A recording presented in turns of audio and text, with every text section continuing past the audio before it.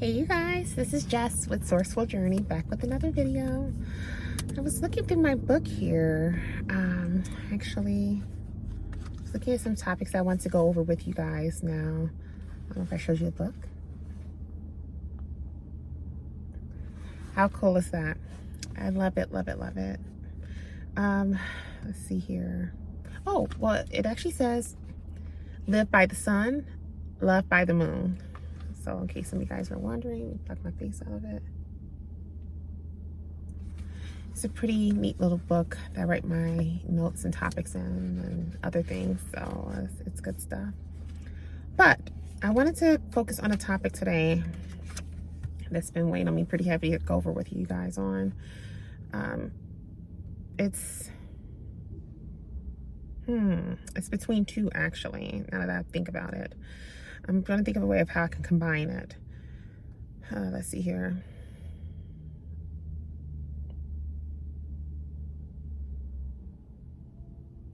Really just more so about how you cannot save everyone. And you need to focus on just primarily saving yourself.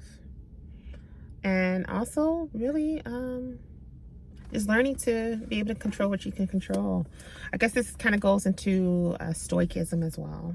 You know, there's a lot of videos on stoicism here on YouTube for those who are interested. I won't bother you with my interpretation of it. It's pretty clear, pretty streamlined on what that is. And stoicism, for those who don't know how to spell it, is S-T-O-I-C-I-S-M. So there's different versions of it. And there's also a version for women as well as men. And that alone, for me, it was such a journey, learning how to be more stoic when it came to my interactions with people, especially those who are energy vampires. And sadly enough, you know, energy vampires can come in a various amount of ways, whether it may be with people you work with, people you interact with for the first time out in public. It could be even those who are your loved ones, sadly enough. So it's just really all about knowing how to point it out, if you will. And truly understanding that, you know, you can only help individuals just so much, but at some point you have to cut it off. So story time. I've had a few occasions in past, whether it was with people I worked with, or maybe people that became good associates with, right? Where you are able to tolerate one another, but then someone want to push it further. You know, as far as, you know, bringing all their concerns to you, any questions they may have, really just seeking you out for validation on everything. Excuse me. Excuse me for that. It gets to a point where it gets to be a bit draining because you have your life to tend to, right? And things that you have to worry about in terms of your day-to-day.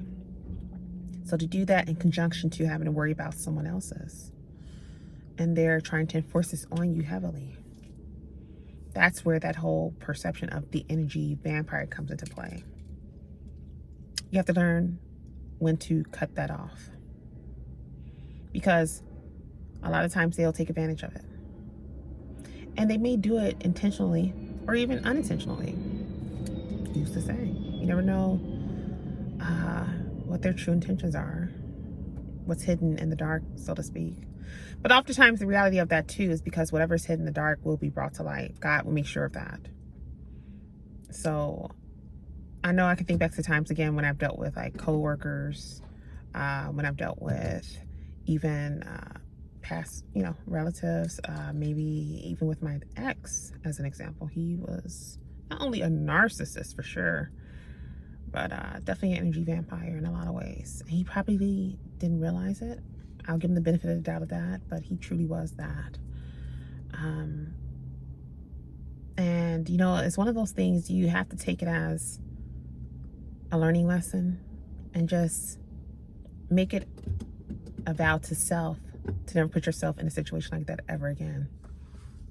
Really, to put it plainly, Stoicism 101. Hilarious. I was just checking my charging status on my car and the cost. It says the cost is currently at $10.10.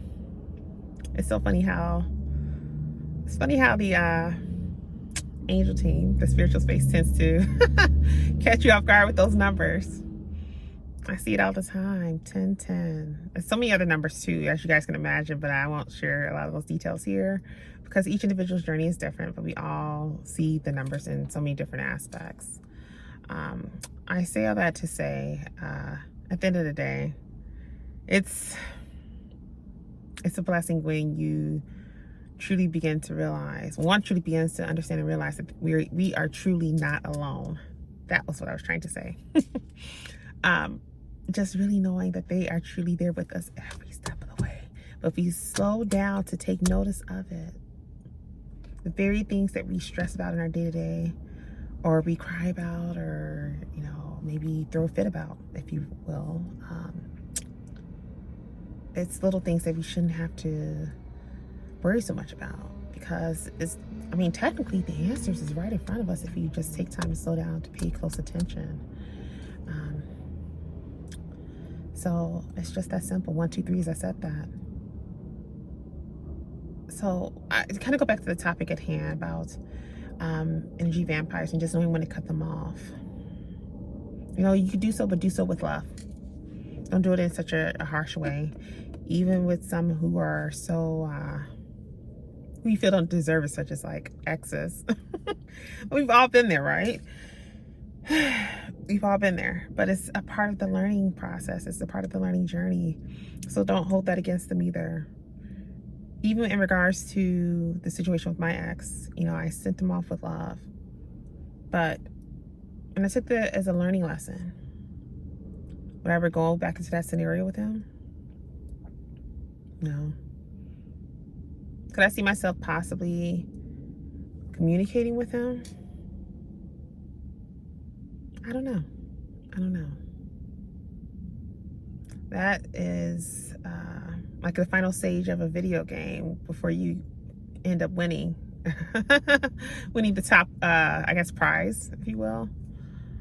I guess that's a good way to look at it. I don't know if I would ever open those doors to talk to him. I feel like that chapter is closed, and I would hate to relive it in any way, shape, form, or fashion. And once you've done it, it's like a breath of fresh air.